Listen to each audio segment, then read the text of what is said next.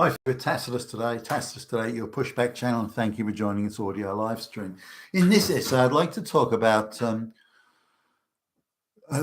number of business meetings that sort of I've been to in the business I have a share in, and just how it unfolded. Now, my irritation will probably come across as I get going, but this is something now that we're my colleagues and I, we're looking at as being almost normal now. The idea of going to a meeting where nobody knows what they're doing on the other side. They're comprehensively unqualified, don't speak English. We're now almost accepting that as the normal state of affairs, which is a disaster in itself. I mean, if ever an economy wants to self-destruct, then this is obviously a very effective way of doing it.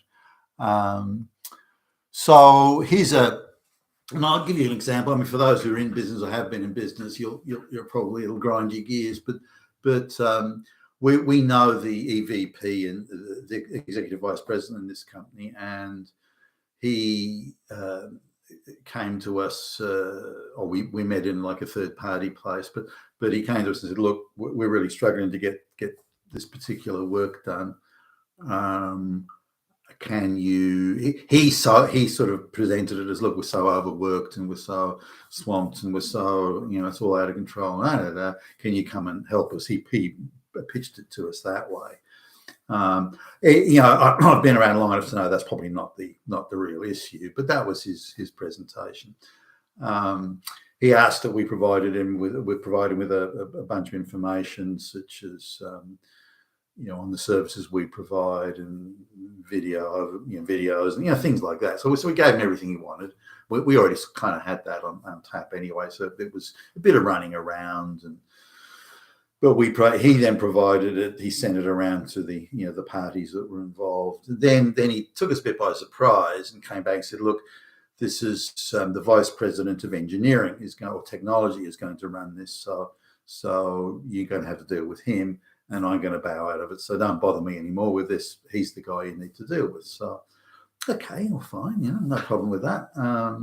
So he gave us the name of the guy. So it's very easy, of course, to look up online now. People people putting their CVs online. I wouldn't put my fucking CV online if their CVs look like that. Jesus Christ. But anyway, here's a guy. He comes from probably a lower end of the middle range economies of the world. Probably not quite basket case status, not far off it, but he is supposedly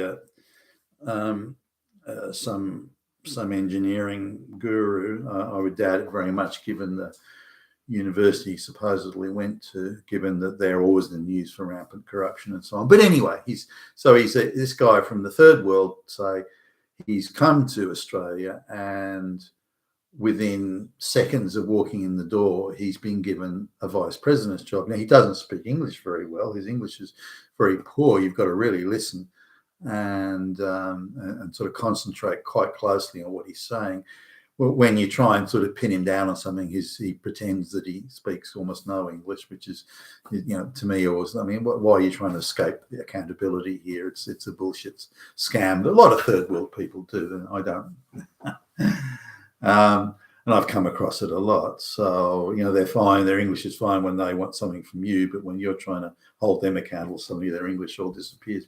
But he doesn't speak English very well. And so I just confirmed with him he'd received all that information. Yep. So the meeting's arranged, and we all file in, and there's a bunch of people in the room from their side, and my sort of take on this, okay, we've provided all the information, exactly what's going on, let's get down to business. And so he came, or they all came to the meeting completely unprepared, and they hadn't looked at any of the information. Now, I'd seen them, like when the EVP guy he showed me the copies and of the people he copied in on his correspondence that we had sent to him. So I knew they all had that information, but I didn't know all of them were going to attend, by the way. But anyway, but none of them, they knew nothing. They'd seen nothing. They'd heard of nothing. They knew absolutely nothing. Now, I'm always suspicious when people do that because either they've seen it and they do know, and they're just playing silly games, or they just don't give a fuck and they haven't bothered to go through any of that information that was requested from us. So anyway, so we sit down and say, okay, well, let's get down to business. And, because we're so used to meeting incompetent people, unqualified people, particularly the affirmative action hires, and this room was wall-to-wall affirmative action hires, by the way. There was not one person in this room that was not an affirmative action hire. So and some were very dubious. I don't believe for a minute this guy actually has the qualifications that he claims to have. I almost guarantee it. So anyway, we're there. We don't wear suits anymore. We used to wear suits going to high-level meetings with vice president level people. We thought it was a mark of respect that we were, going to look all sort of, all shiny and new and buffed and everything to go to these meetings. We don't now because we've noticed we so often meet very unqualified people. And we find dressed up in sharp suits upsets them. You can see that, if they're insecure to begin with, these straight white guys walking the door, but they're double insecure if we're dressed in sharp suits. So we don't do that anymore. We just wear smart cash, which often is how they're dressed, incidentally. But nonetheless, that shows the level, how we're sort of, if you like, dumbing ourselves down, so we don't upset these unqualified, very nervous and insecure people. Anyway, we get in there. So they've not one of them has made the slightest effort to prepare for the meeting, which to me that's just I'd be embarrassed almost out of my tree if I turned up for a meeting unprepared and hadn't bothered to know what I needed to know to be able to ask sensible questions and so on. I can't even conceive of that lack of professionalism. Now, I've been given sort of, various over the years. The CEO has said, "Look, Billy Bob, I want you to go to this meeting over at so-and-so. I want you to talk about, such and such." And I haven't done anything about it. It's maybe a new product that's in R&D or something like that hasn't seen the light of day at this point, or it isn't even in final prototype stage. And he says, look, we'll email you all the documents about it, and you just have to read it all on the plane, and so you're ready when you get there. And so I may be tiring, but I'll stay up on the plane to read these things, then revise it, make some notes, make sure I understand it, make sure I've got it all. I understand how I'm going to present it. Because I've got no time to do PowerPoints or anything like that at this stage. So it's given there's only a few hours between when I'm told to go and where the meeting's been organised. But it's incumbent on me to be knowledgeable and to be able to answer questions and be able to, present the issues and all this sort of thing. It's absolutely, and I can't conceive of not being prepared, unless you're thrown in at the last second or something. But I can't conceive of not being. And I know these guys that had at least 2 weeks to prepare for the meeting, but they turned up having completely unprepared. So the opening question is, well, who are you? What do you do? Why are you here? Why do we listen? Why are we listening to you? This, and so as in we had to start from not even square one, but square minus one. And I did and ah about. And if I wasn't with my colleagues, I might have said, "Look, you guys aren't ready. I'll come back another time." But because I had colleagues there, and I didn't want to sort of create a drama, I thought, no, I'll let it go. And so we quietly started from the beginning and went through it. But it was clear that people didn't understand. The English was a problem. They didn't speak English well. They had no understanding of, basic things like, did you have a budget for this? Why? What budget? Well, this is going to cost a certain amount of money. Well, what's it going to cost? Well, what work do you want done? And the guy didn't know what he needed done, didn't know the amount of work, didn't know what a budget. I mean, just had nothing. It was just completely. It was a complete fucking waste of time. But not because there wasn't work to be done, or the work needed to be done, or they didn't have the money or anything. Far from that. It It was that these are very unqualified people, minimally, if not totally unqualified people that barely speak English. They're all there for affirmative action reasons. And so I'll just go outside of this. This is a company where an engineer has developed quite an interesting technology that does have a lot of possibilities, by the way. This was then picked up by a venture capital firm, which is a subsidiary of BlackRock. And very, very, super focused on ESG and shit like that. Also, the government tipped in some money to help with this. So you've got super pro ESG financial firm, super pro ESG type government, globalist controlled government. And so rather than make the business successful, let's make this business successful first. What they did is the government gave them a really big order in advance without the technology really being fully proved. I think it might do well, actually. But so the government gives a huge order. So money, taxpayer money is just gushing in the front door here. And in return, the government and the venture capital firm, it all sounds a bit sus, by the way, the background deals that must have been done here. They insist, okay, well, we have to have affirmative action hires everywhere. So you have to be, as long as you don't speak English and as long as you've got an IQ below 80, as long as they're brown skinned or black skinned, give these people a job. So not one of the people that we know there or met there in this room even had the slightest idea. It was almost like you've gone into an alternative universe where no one knows what they're doing. No one seems to care. They're all very concerned about their being respected and some petty levels of childlike snotty prestige. That's there, but they don't have any desire to actually do the work or do the job or be competent or be professional or make the effort or put the time into anything. They just don't give a fuck. They're just a bunch of freeloaders that have been given these jobs. Now, there's no one in the room that's being paid less than 4 times, 3 3/4 to 4 times plus the average wage, and some of them were being paid 7 or 8 times that. So if they're not low-paid jobs, if they were low-wage jobs on the basic, entry level minimum wage, you go, oh, well, that's what you get for that sort of money. Pay peanuts, get monkeys type thing. But these people are actually being paid. But all of the people in the room would be paid in the top 1 or 2% of income earners in the country, all of them, and yet not one of them, it should be there at all. In fact, the VP of engineering, I wouldn't employ him as a fucking trainee. He was that useless.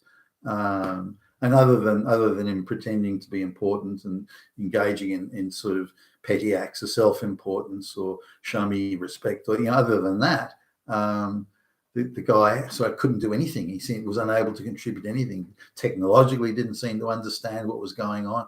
He's the vice president of technology, and yet he couldn't even give us a basic overview of the technology. That's how bad it was. But this is, again, this is not unusual anymore.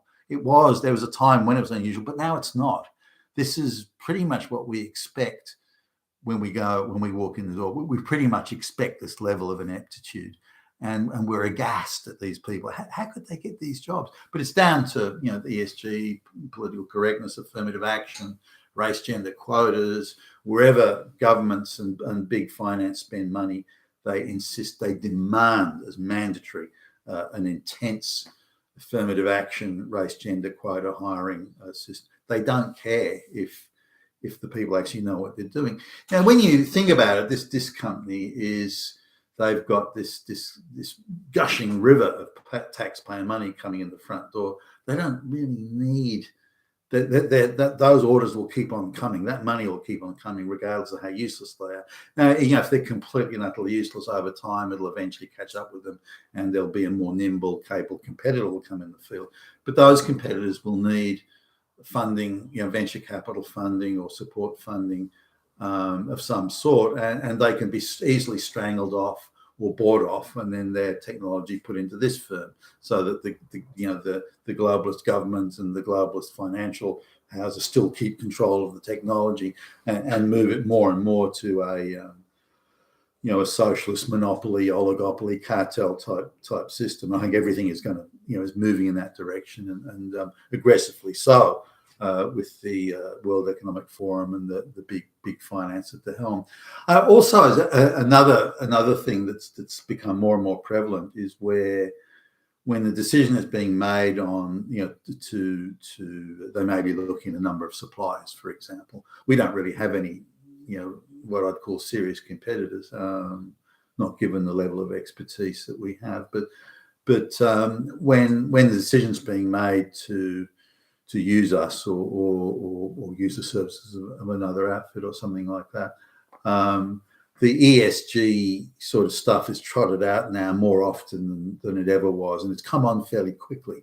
I don't remember seeing it that often, but now we're finding that in the discussions about whether to use us, we've got, whether to give us the contract, that before the main contractor would give us the contract and we would do it that way. But now increasingly, if you like, the end user customer is demanding to have a big say over who the subcontractors are going to be, subcontracting organizations are going to be. And so we're being dragged into meetings we didn't used to.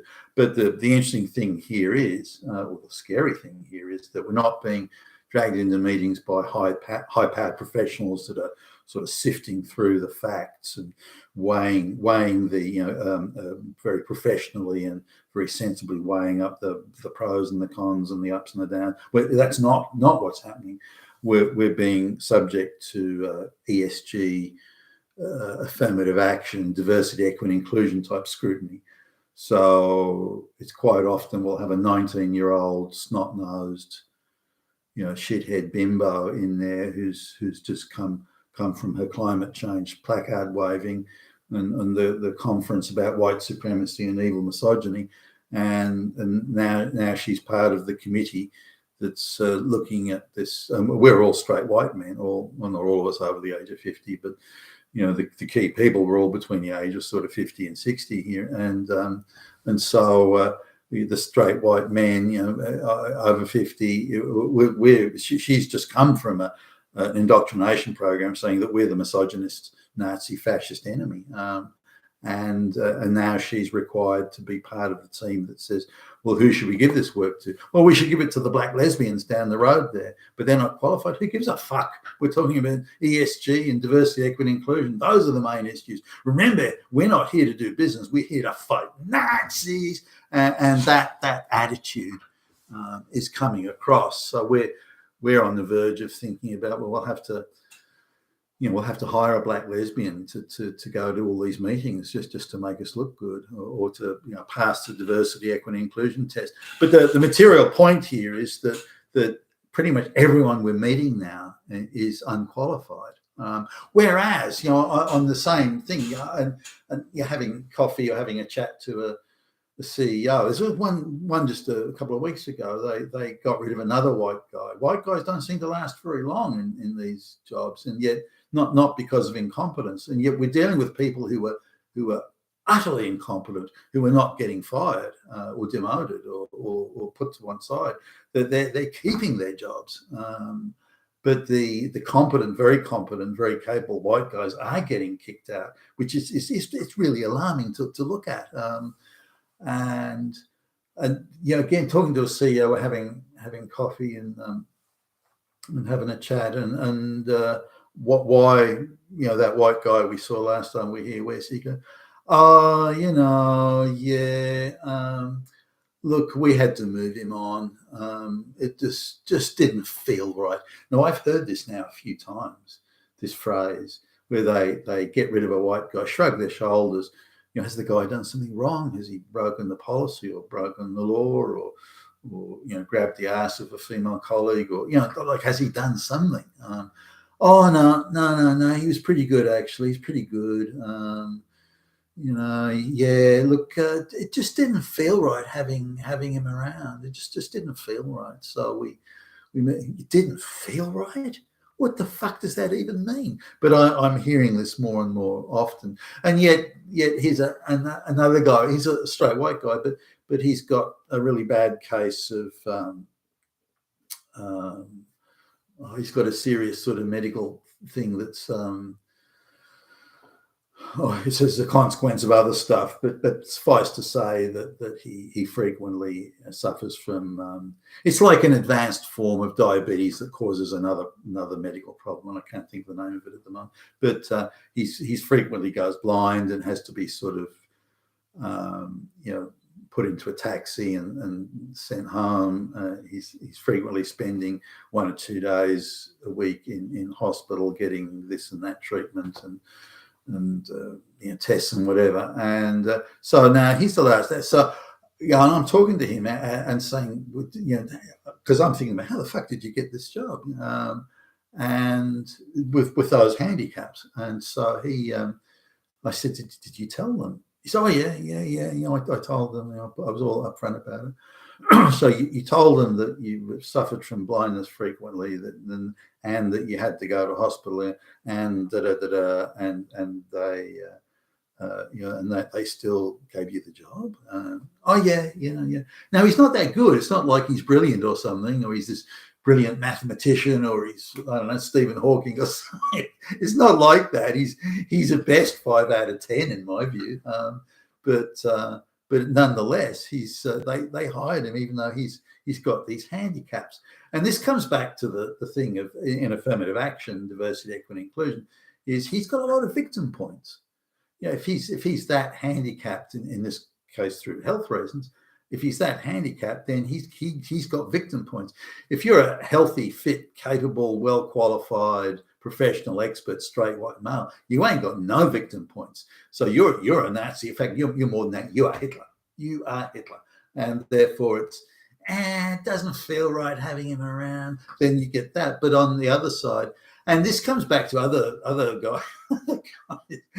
guys I've spoken to that have actually adopted a victim stance. Like the one guy saying the only way to get a job was to say that he'd suffered multiple heart attacks. And he could drop dead at any minute. And that's what he believes, at least, secured him a job. but this seems to be it is happening. And we're no longer aghast when we go into these meetings, like the one I mentioned first off, where they hadn't prepared anything and they didn't give a shit and they didn't know anything, and where they're just a bunch of useless amateurs who couldn't even speak English effectively, and yet they're the people in charge. They're the ones making the decision, and this is not just a one-off here or a one-off there. This is now quite widespread, and we come across it more and more often, which makes it, of course, more difficult for us because we are the straight white male professional business, and the predisposition and preference is to go for the black lesbian business and any other business that has an equal amount of non-English speaking idiots and affirmative action, that they see an ideological affinity there. And so we're sort of noticing this more and more, and we may even have to adjust our approach to business, again, hiring black lesbians in order to satisfy that requirement, insane though it may be. You've been with Tashless today at your Pushback channel, and thank you for listening.